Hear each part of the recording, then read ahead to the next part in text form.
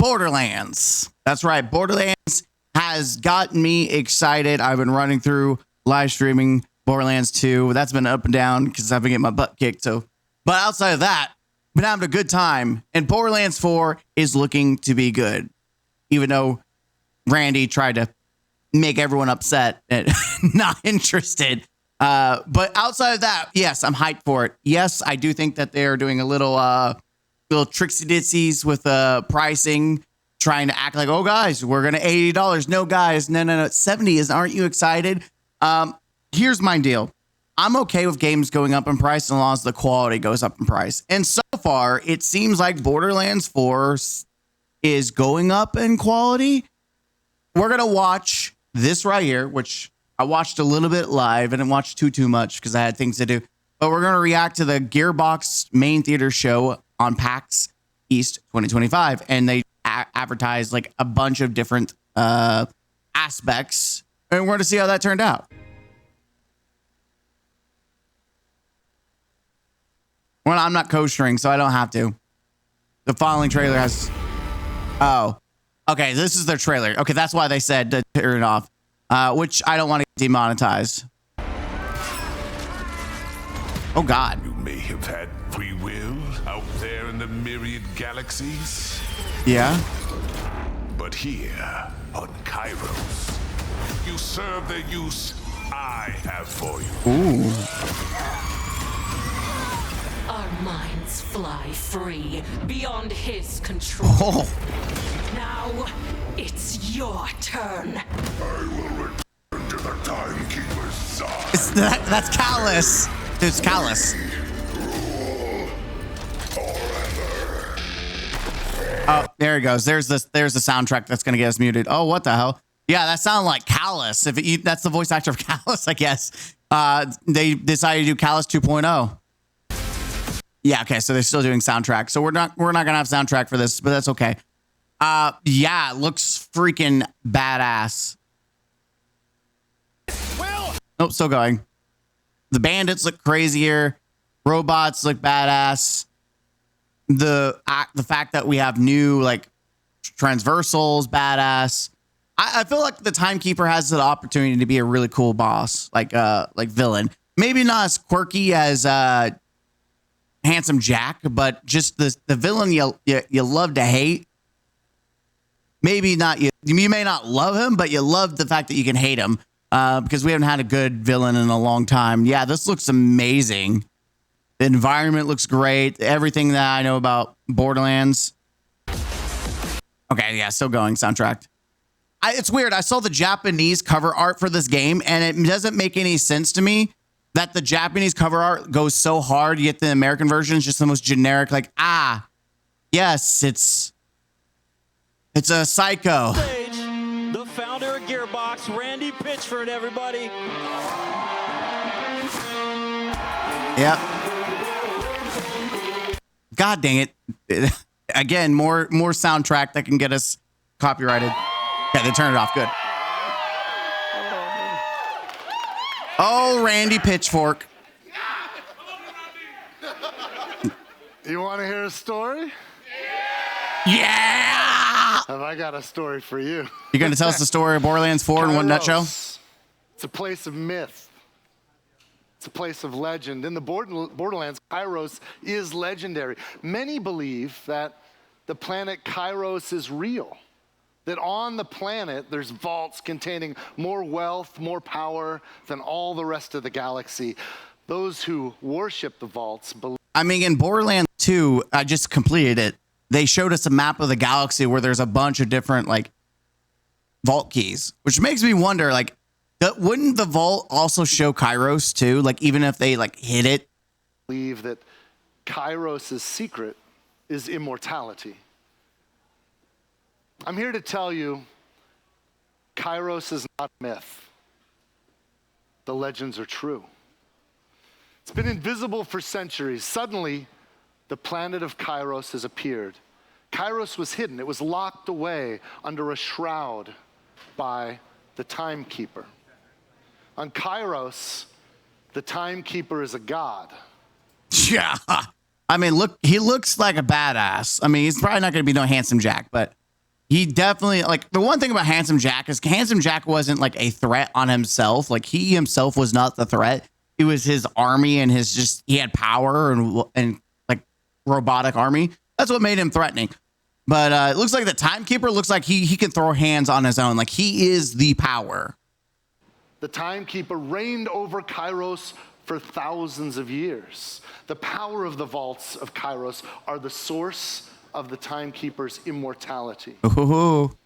The Timekeeper surrounded the entire planet in a veil, a shroud that prevented anyone outside of Kairos from being able to see its existence. And for anyone on Kairos, there's no sky, there's nothing. For the people of Kairos, above them is only the veil.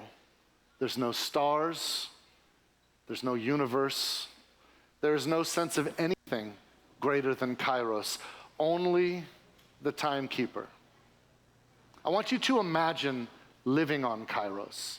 When you're born, the Timekeeper fits you with a bolt. It's a piece of technology that is jammed into your neck, into your spine, into your brain. It allows the Timekeeper to see what you see.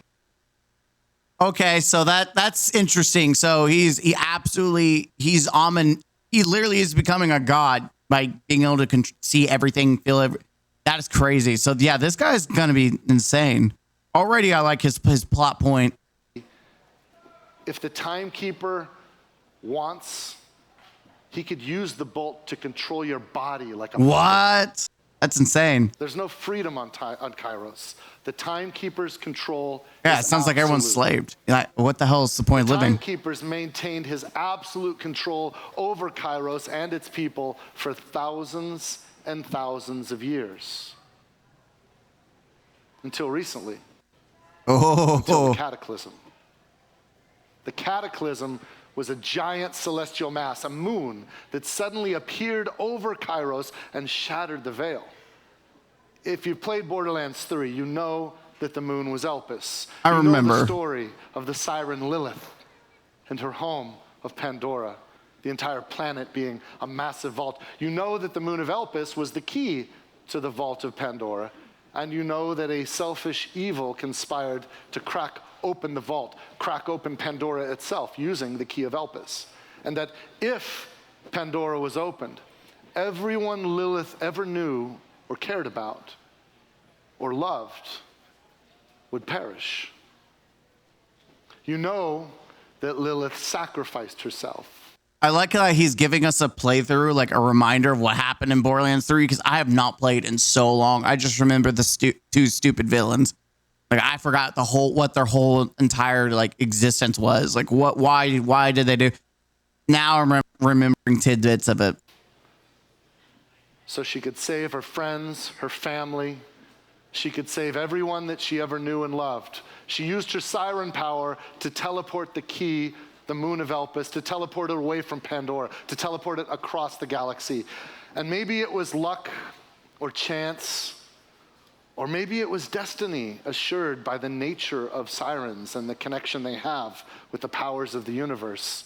Whatever the case, Lilith moved the moon of Elpis, and she had no idea where it was going.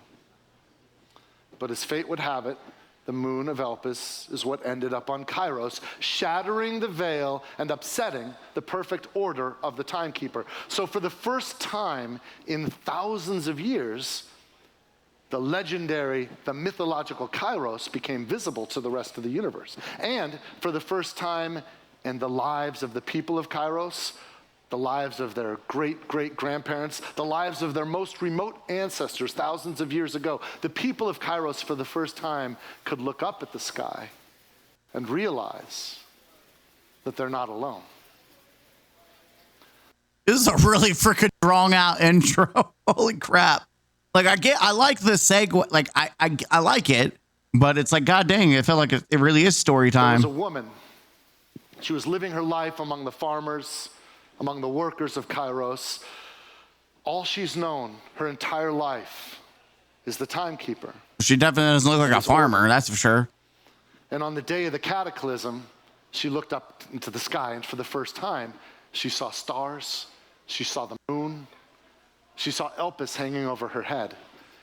Debris rained down, fell to the ground, including one of these, a psycho mask.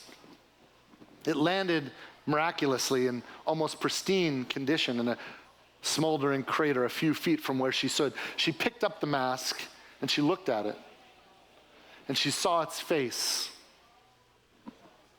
and she saw its eyes, and she knew that Kairos was not alone. She saw the symbol of the vault. She took it as a sign. In the moment, she... Yeah, or she doesn't realize how crazy Pandora is and the moon as well. had a vision. This was a sigil, a symbol of freedom, a symbol of her future. So is she good guy or bad guy? Because she looks like a really bad guy. Like maybe she becomes a psycho herself because she looks crazy. Felt a tingle on the back of her neck, and she reached back and felt the bolt. And she gripped the bolt firmly. And she ripped it from her spine, from her brain. And for the first time in her life, she felt freedom. She was free. So she did go psycho. She brought liberty to Kairos, sometimes by force, some because she convinced people it was worth the risk. It was dangerous to see. The bolts are attached to the spine and the brain. As the bolts were ripped, many people died. Some were made insane or broken by the damage caused. But those who survived rallied to the woman's call and the banner, and they called themselves the Rippers. And they were free, and they went wild.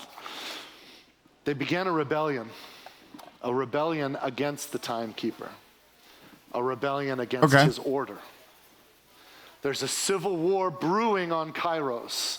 So he's just fighting everyone? The stakes are extreme. His life, his immortality. So we see these enemies types. So are we fighting the Rippers too? Like we obviously they're psychos like that, or maybe the Rippers become psychos, I guess. So we're gonna fight them and the timekeeper. Everyone's our enemy. I mean, I'm down with that. It's a battle royale, except I'm gonna win. Depends upon his control over Kairos and its people. The timekeeper has an army, a synthetic army he calls the Order, and they fight for complete dominance and control. The Rippers are fighting to destroy the timekeeper, to tear down his authority. With the taste of freedom fueling them, the Rippers are called to chaos and disorder. And the planet itself is dangerous. There's wildlife that will eat you to survive. It's a harsh and wild environment. Ecosystems do not care whether you're with the time. Which is really weird. You think the timekeeper would like fix the planet? Like that's kind of what Jack wanted. He wanted to clean all the bandits and kind of make the world better. At least that's what he said. But yeah, I'm just really confused. Timekeeper or the Rippers, or if you're on your own, it's a dangerous world. But then there's you. You're a vault hunter. Yeah, I am. You know the legend's real. The most powerful vaults in the universe are on Kairos. The disruption there makes it dangerous, but as my buddy Marcus says, where there's danger, there's opportunity. You got to find a way in. You are a vault hunter. You will go to Kairos and you will hunt the vaults. Along the way, you're going to meet people who are there and others who have arrived. You're going to find your... I'm going to be honest. This whole intro, honestly, if they got the voice actor of Marcus to do it, it would have been 10 times better. Like Randy is not like the most... He's not the best at storytelling. It's just he kind of rambles on a little bit in a way that's just not very like, oh my God. Whereas Marcus would have probably made it a little spicier. Just maybe for the next game, have him do something like this. Yourself in the middle of a civil war, being asked to pick sides. Keep your eye on the prize. Not only can you survive Kairos, but you can become a legend. Can I become a god?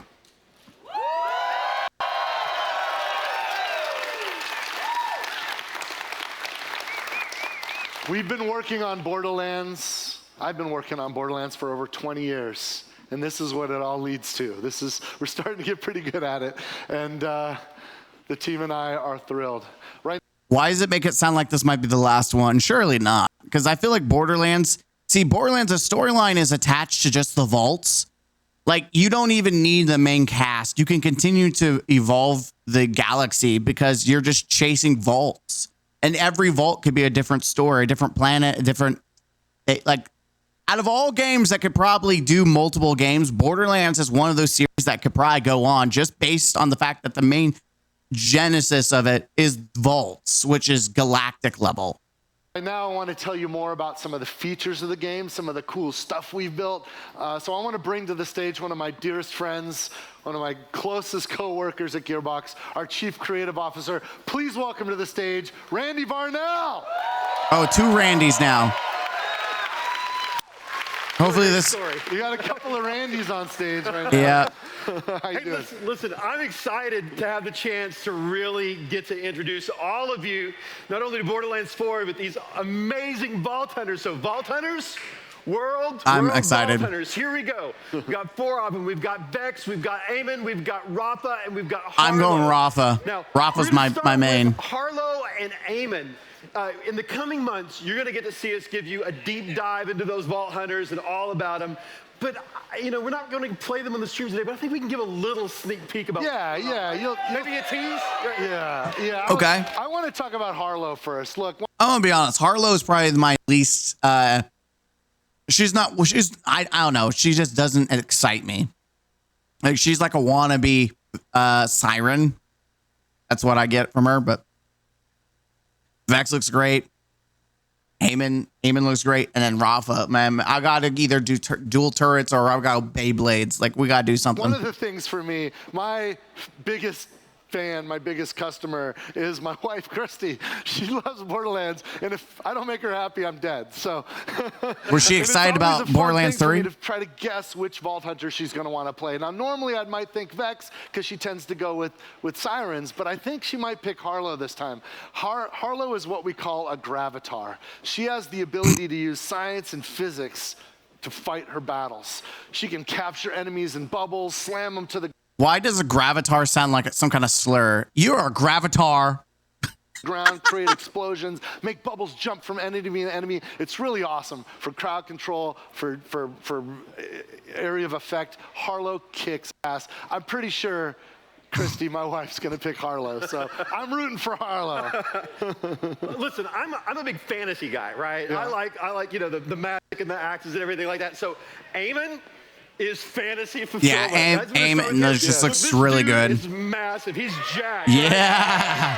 Yeah. It's really hard because I want to do Eamon, but also Rafa just seems so cool. Exo Soldier just is my jam, but just the fact that you could just have battle axes, like he's the space Viking, he is badass. He's what we call our Forge Knight, and he starts God, with 2 he's so axes, cool. a fire axe, an ice axe. It's so and cool. we call him a Forge Knight because he can do a lot of things with his skills to change those axes into other things, into other abilities and all that. Look, if you like to play with all of the abilities of a character, Eamon's for you. I don't want to spoil a lot of that, but you can do a lot with Eamon, right? Oh yeah, he's Spoil, an baby. absolute unit. But let's talk about for a bit.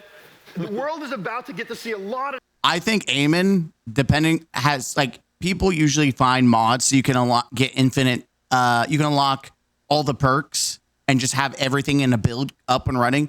Just like Psycho is crazy with all his perks unlocked. Eamon's just going to be insane having everything available. He's going to just be a nightmare. Yes, I play the game with all the perks unlocked sometimes. Because it just makes it, you just go balls to the wall and have fun. Sometimes it's not about the challenges, it's just about the fun. But my God, yeah, he looks like he's going to be really freaking fun. Just go nuts with. Streaming for 2 of our Vault Hunters, Vex and Rafa. Let's start with Vex and take a look at it. Now Vex is our siren, right? We've got that there. Yeah. And she leans into kind She's of hot. some really edgy dark power. So She's I got love that to call her the hot dark goth girl siren. energy. I think that's a good name, right? I mean, you could just say it. I mean, look, she's a fucking witch, you guys. Whoa! He said the thing. You know, Vex would lean into that too. Vex really believes in that darkness. She really likes kind of embracing the edginess of it.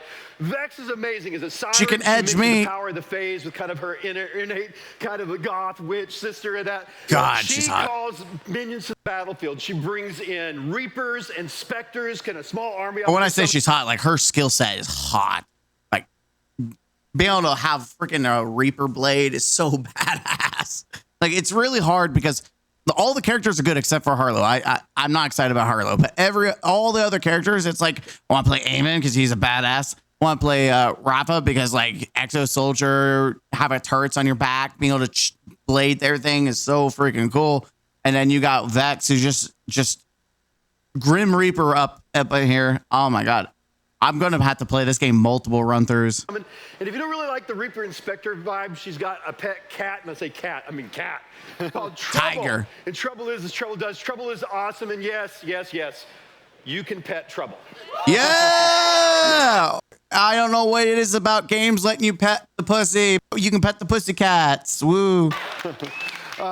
I think my main might actually be Rafa. Rafa is... Yeah! Look, Rafa, it wasn't always easy. Rafa was born in microgravity, and the only way Rafa could even stand up, let alone breathe, is with the help of his Tediore exoskeleton. This thing is badass. This armored suit makes him stronger, faster, better than anybody else. He could bring AI-controlled weapons on the armatures that come out of this thing.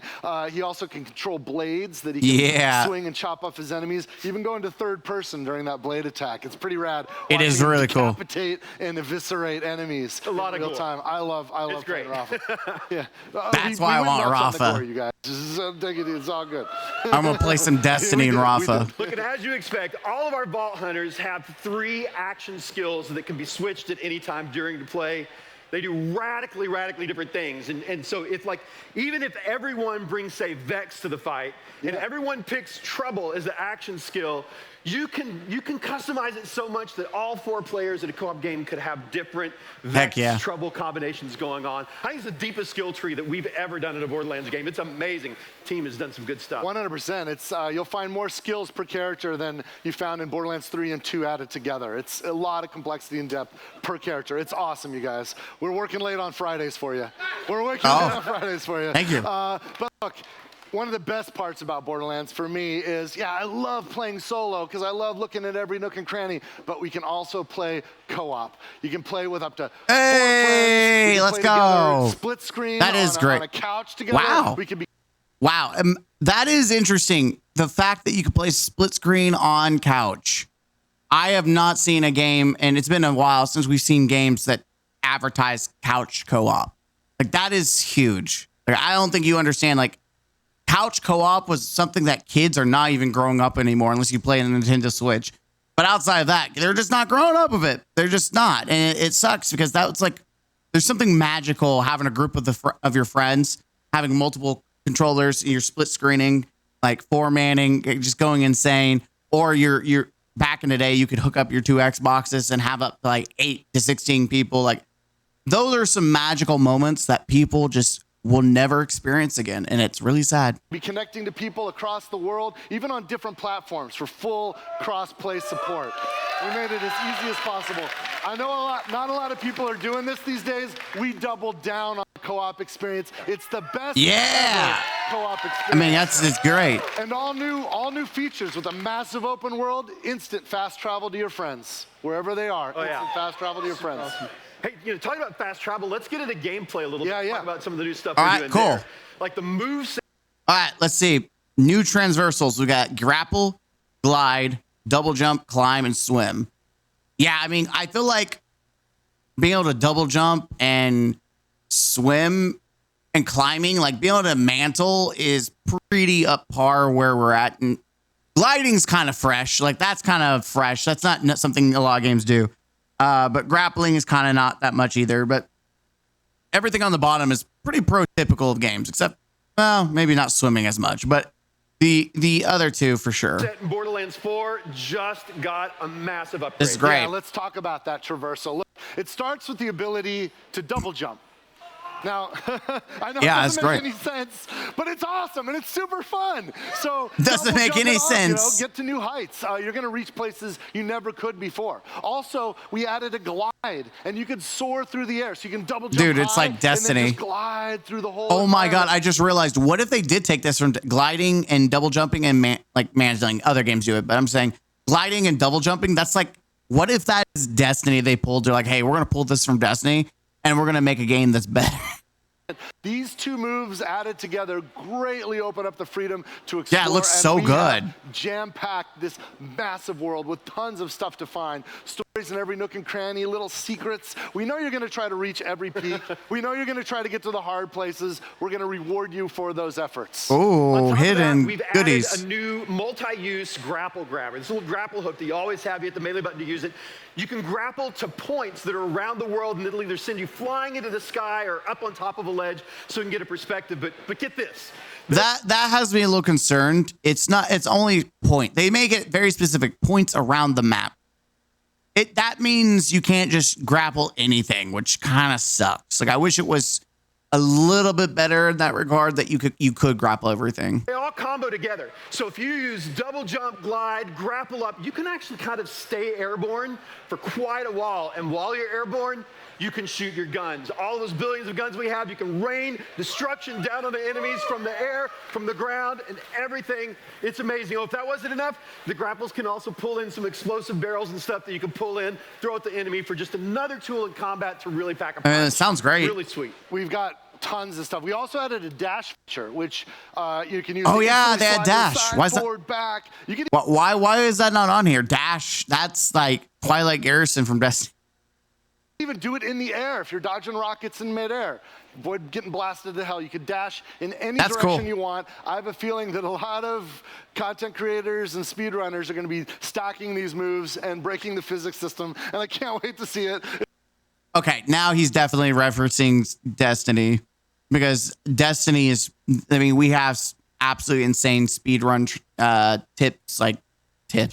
tricks that people use. So yeah, and that explains why a lot of Destiny 2 content creators were invited to the event to play test for their audience, because they know it's a looter shooter, and that's what Destiny is. It's not a real MMO, it's a looter shooter. And what best way to pull people from Destiny right now? Get the Destiny content creators to advertise, hey, here's a game you guys like loot and shooting. This is going to give you everything you probably aren't getting from that game. Come check us out. It's going to be awesome. And we haven't taken away what you loved in Borderlands 3. We still have climbing up walls, vaulting smoothly over objects, dashing and sliding across the ground. You can combo together. And I should probably mention this one, dun, dun, dun, for the first time ever, you can swim. Wow! Water is no longer your enemy in Borderlands. You can move through it. We wanted to be sure it was free on that. You know, we used it as a barrier for Borderlands 3 to keep you inside the map, and now we're just, go nuts, have fun. There are less borders, more lands, right? Okay, that was that. Usually he makes really stupid jokes. That's a good one. Less borders, more lands. Yes. Okay. You get an A+ for that joke, but stay off Twitter still. Look, we want you to freely explore this beautiful world. The team has worked so hard, created this amazing, awesome experience, and we want you to feel badass while you're working around this place. So the move set does it. It feels great to use. It looks Kairos great. It's bigger, it's more massive than ever before, and it's a seamless world. So freely explore. By the way, I was watching the actual event where people were playing it, and people were talking and asking questions. Apparently, the map is bigger than Elden Ring and bigger than Skyrim, and those were massive maps. So that kind of gives the indication of how big this game is. Then they also talked about how, well, we'll wait till we get to see some gameplay. Loading, just discover, explore, check it out. Side missions, activities, plenty of loot, tons to do. Lots of loot. We got like crazy. The best. This is the best loot chase we've ever done. 100%. We've added so much stuff, guns and new gear and all that for you to play with. Look, we have more guns and gear than we've ever put in any Borderlands game. Yeah, it's great. We've also done this. we have tuned the drop rates to be sure that legendaries, once again, feel Nice. legendary. That's cool. Anytime. Yeah, so there's licensed parts. There's a lot of different features that they've added, which is, it's going to be interesting to move in and play this. Like, there's a lot of new upgrades. When you see that gold beam, we want your heart rate to pump. We want you to get excited. We want you to, can't wait to open up and look at it, what it is. Look, we love to give things away. And in Borderlands 3, we might have been a little over generous with the legendaries. We still have plenty of guns, but blues, purples, legendaries, all the loot is going to matter, and it's going to be, we want, when you see those beams, we want you to lose your minds again when you see the really, really, really great loot. Man, And it's yes, crazy. I'm going to say this, and this is going to come off very elitist. I'm glad they're not giving things. I'm glad this isn't Destiny where everything's a handout. I'm glad legendaries are legendary, unlike exotics, which are not exotic. I am glad there's a game that I can waste my life on now. I can waste grinding and it can waste my time and I'm still going to have a good time. Thank you, Borderlands, for not catering to the most casual of casual players. Thank you. A game that is about looting and shooting and having fun, and I can do it all. Mwah. Cannot wait till September. Plenty powerful. And there's probably, I don't know, there's a bunch of people in this room. I'm seeing hundreds of people here. There's thousands of people watching online. A couple of you might get really, really lucky and see something else. But what we're talking about here are weapons, gear, loot, and guns, and some of our favorite weapon manufacturers are back. Look, this is our world. We spend our time in this, right? So yeah. Jacobs, Maliwan, TDR, they're all back. We've also added some new manufacturers. I'm guessing Hyperion's gone. Like, I know that the company crashed, so I guess Hyperion is completely SOL. Manufacturers, like my favorite, the Rippers. Rippers have their own guns now. They just shred. It's all about throughput. It's all about rate of fire. Happens to be my favorite manufacturer in the game. We've also got Order with their own guns. The Order Army has their own guns. They're cool. They can charge up. You can fire them single shot really fast, but you charge that beam up, get an aim shot that's really going to pack a punch. Good for boss fights. Daedalus is one of the other new manufacturers. They're cool. Yeah. Thanks for the assist. This guy helped us build. Oh, there's Hyperion. We build digital stuff. Right there. I just see it. Hyperion. So Hyperion's back on the table. Vladov, Maliwan, Torg. Okay, I was about to ask about Torg. So we got our main competitors right here, and then the new one. That's crazy. This guy helped us build a Daedalus weapon in the real world. It's amazing. All you cosplayers just melt our brains. We can make digital stuff. You're making real stuff. It's super cool. But Daedalus weapons are cool because they can use pretty much any weapon ammo Yeah, type. that's so you got a badass. sniper rifle and you're out of bullets. That's fine. Shotgun ammo works. That's great. Daedalus weapons are very versatile, super reliable. Yeah. You know, I think after playing Borderlands 2, it's very noticeable to me because there's a lot of times where I run out of ammo and I have to keep swapping weapons. So being able to just use one gun that can use multiple ammo is kind of hot, not gonna lie. Certainties on Borderlands about weapon manufacturers is they are greedy as hell, right? But that greed in this game is gonna turn to your benefit. For the first time ever, our weapon manufacturers are licensing parts to That's other sweet. weapon manufacturers. That means you can find guns with mixes of different That's manufacturer cool. parts. So I found one the other day, ready? This is a kick-ass gun. I love Torg sticky grenades, right? Okay. Torg sticky grenades are cool. So I found Torg sticky grenades shot from an Order pistol. So I could literally charge up, send a barrage of sticky grenades right at a dude. And then when I reloaded it, it was a TDR reload, so it throws away for an explosion. And it ignites all the sticky grenades at once. It was amazing. And it just dropped me the other day of the game. So We haven't even seen all the possibilities. It's amazing what the system can do. I mean, it's great. I think this alone, being able to mix and match different, like being able to customize your own gun is like crafting from Destiny, but on like crack cocaine. So I think that's going to help a lot of people who are a little upset about the grinding factor. I think being able to get different items and equipment and mix and match will give them a little bit more to chase. So, I mean, this game already sounds like it's going to have so much to do. Just like the different possible builds in your weapons alone is insane to me.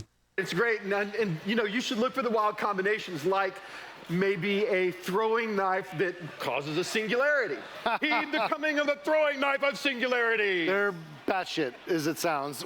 So we love the grenade button. We love grenades, but you know, we notice people like to hoard their ammo. So we replaced the grenade button with something we call ordnance. You can still slot grenades in there, but everything in an ordnance slot runs on a cooldown. So you don't have to feel like you hoard ammo anymore. Just use it as you got it. And it's not just grenades, heavy weapons, rocket launchers, wrist rockets, and throwing knives. All kinds of crazy stuff. Whatever you want. I did see some gameplay of the throwing knives. Those are actually really good. Just insane how good it can be used to just headshot kill big bosses. Or not bosses, but thicker targets, should I say. Slot it in, and it's right there. It's almost like an extra action skill. It's really cool. Yeah, just don't count those missiles before they hatch, right? Well, you guys, we've got a lot of Borderlands, and you're here today, which means you're going to spend time with the game. We have worked hard. We have been cooking. Yeah, our team is really cooked. We can't wait to launch it. So you guys know the game comes on September 12th, and you can pre-order now. And, we did it, you guys. The price isn't up. $69.99 for the base game. No. The price isn't up, guys. The price isn't up. We did it. $69.99 is a price increase. Like we went from $5.99.99. Listen, for $10 more, it does sound like you are getting more bang for your buck. I'm going to say that right now. This is one of those games where they're advertising a lot of improvements. I'm okay with the $10 extra. Like, I'm okay with it. I'm not beating around the bush. I love Borderlands. They are clearly trying to improve the game. They're adding radar after community feedback. Like, I'm sorry. I'm going to glaze this game a little bit. Being fully transparent, I'm going to shill out the $10 extra. Maybe not the super deluxe edition or deluxe edition. Like, I'm not about that shit. Like, but the other, like, I will order the base game for sure. Game, right? That's a big victory. And I love it because I want as many people as possible to be able to enjoy this game. There's a bunch of fun additions. A lot of them come with stuff that we're going to make once we finish the main game. DLC stuff. We've already committed to big premium campaign DLCs. We've also committed to making a couple of new Vault Hunters for you guys. Oh, nice. Okay, cool.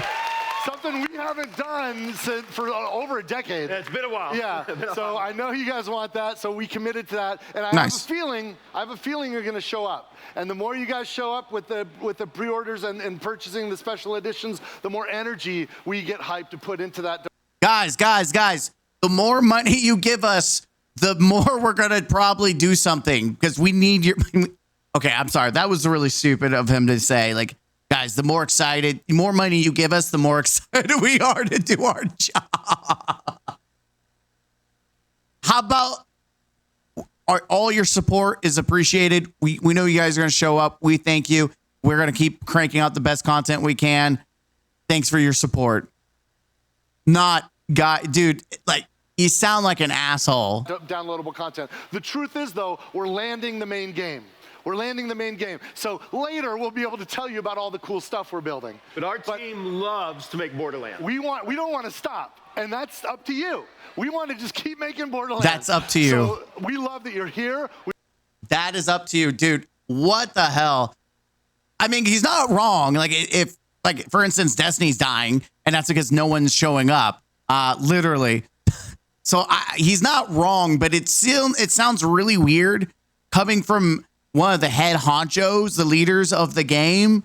It sounds really weird coming from him. Like, hey guys, you want this to happen? You need to show up.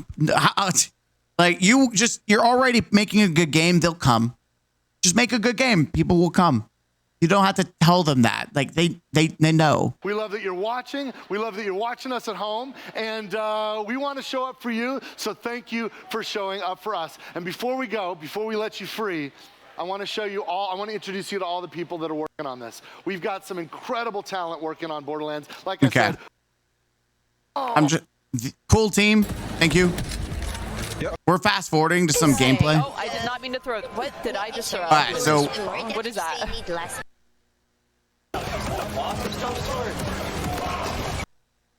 I want to get to the vault. oh, Here we they're go. like Okay. getting an This is outfit a or fight. something. We're going to watch this for a little bit. Just for a little bit. And I'm going to get my thoughts. Yes, the balls. The buzz. All right. While I'm talking, we'll let it play, right? We'll do that. So, boss fight looks really cool. I've watched a little bit. Something that I wanted to talk is we know that you're going to be able to replay boss fights, and there's going to be like a machine, like a Moxie machine, where you can just reset and farm, and it's going to be currency that you have to pay. Based on what I heard, I think I watched Moxie. Randy had said that they had not decided whether it's going to be scaling based on how much money you have, or if it's going to be a preset amount. But he said his goal is he didn't want to have a wall blocking people from being able to play or farm these things. So, and that's one of those big situations that is important, is being able to make sure you take care of your community. I just want to say, like, they're doing a heck of a job. Like, they got a bunch of streamers, a lot of well-known streamers playing the game. And unlike Destiny with Lightfall, where it just shit the bed, I think this is just fantastic. Everything I saw was an upgrade. I did not see any downgrades.